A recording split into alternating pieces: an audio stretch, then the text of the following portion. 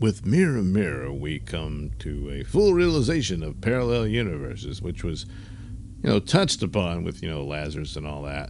But here, which is more the classic one, where Kirk and crew are swapped with their counterparts into another, a parallel universe that is similar but very different. It's since been just completely ruined by current Star Trek, which says all of this took place long before Kirk was on the Enterprise. And, they never knew that it would already happen because Spock kept Discovery a secret. Yeah. So I guess that's how Spock was able to figure out what's going on his side of the thing. So, there you go. See, it all fits. It's terrible. Kirk is negotiating with this planet over their dilithium crystals, but the natives of the planet are reluctant to do so because they don't want to be involved in any warlike behavior, and they fear the Federation would do that, and so they're not going to allow them to have their dilithium crystals. And Kirk says, well, I hope you'll change your mind. He beams back to the ship, but they're in the middle of an ion storm, and as a result of this freak occurrence, they're beamed into another universe, and they arrive, and their uniforms are all different, there's different logos and whatnot on the ship, and suddenly, they're not on board the Enterprise from the Federation, they're on the Enterprise from the Empire. And so there's these symbols of Earth with a sword on there and all this stuff. And Spock's there, and they're giving these Roman salutes, and Spock has a goatee and all this stuff, and the transporter chief is blamed for the transport, as it was a bit bizarre, and because of the storm, but he's blamed for it, and they all have to wear these little devices on their belts. That's the agonizer, and Spock grabs it and just basically zaps this guy until he collapses on the ground. And they're all shocked, and so they quickly suss it out that, oh crap, what happened here? We beamed into another universe and all this stuff, and they notice things are a little different. That McCoy's sickbay is just a mess. I mean, he must be something of a slob or something in his counterpart's version or whatnot, but there's more indication of how rough and nasty things are. The computer informs that Kirk became captain when he killed Captain Pike. And that's how you move up in rank. And so now there's all these attempts on Kirk's life. Kirk is supposed to obliterate the planet below. They're on the same mission, the planet, the Helkins, I think they were called, and they're still refusing to give up their dilithium crystals. And so, on orders from the Empire, Kirk was to just wipe them out and take it. Well, of course, this is normal Kirk, so of course he doesn't want to do it, and he delays the barrage of phaser weapons on him. And as a result of this leaves him wide open to attack, because now that he's defied the Empire, no one's going to care about his death. So first Chekhov tries to take him out.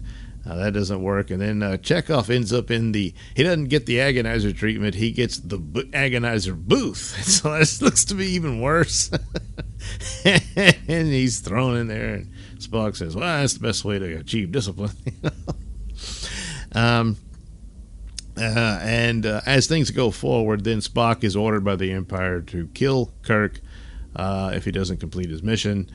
And this leads to Sulu also coming after Kirk, and because then this would move him up in rank, and he could be captain of the Enterprise and all this stuff, on and on and on. Sulu, of course, is different here. And this is where the cast get to act a little more, because they get to be villains.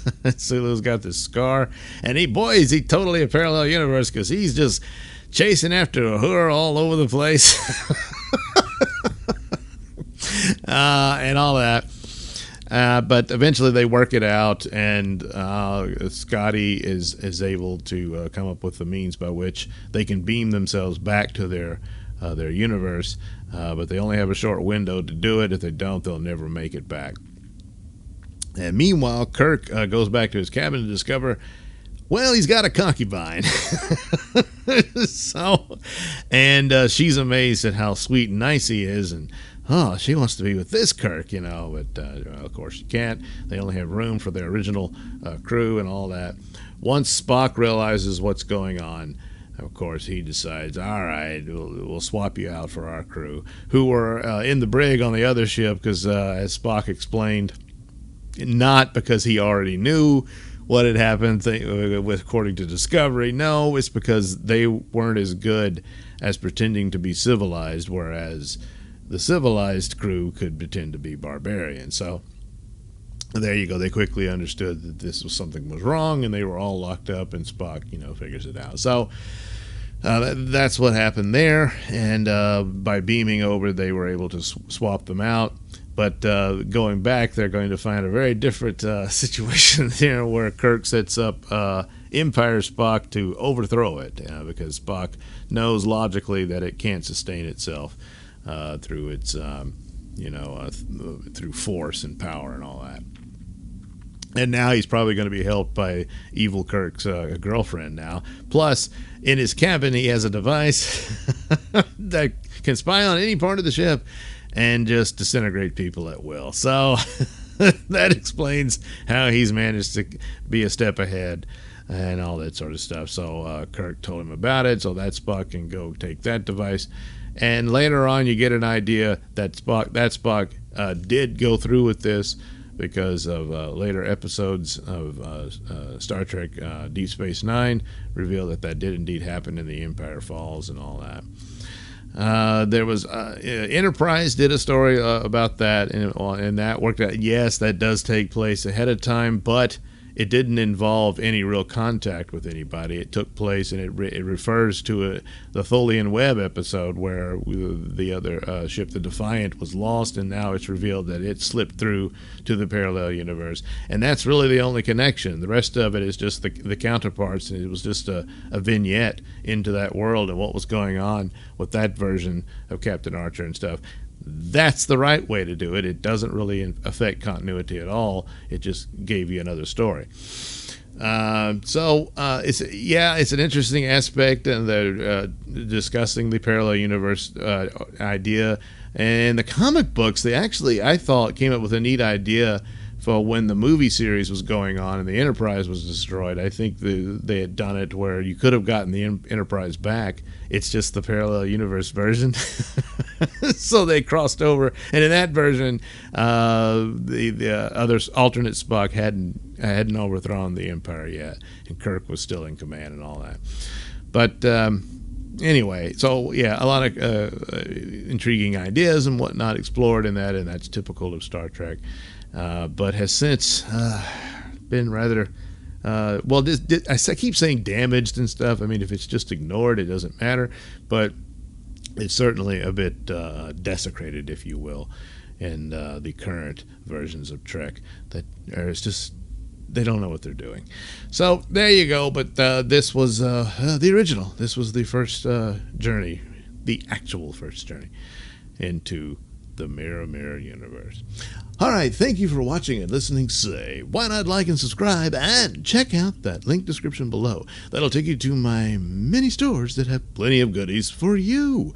Most notably, my comic book Night over at indieplanet.com. You can also catch my podcast, Mr Nailsin Show, over at radiomysteries.com. And you can also watch these videos over at BitChute.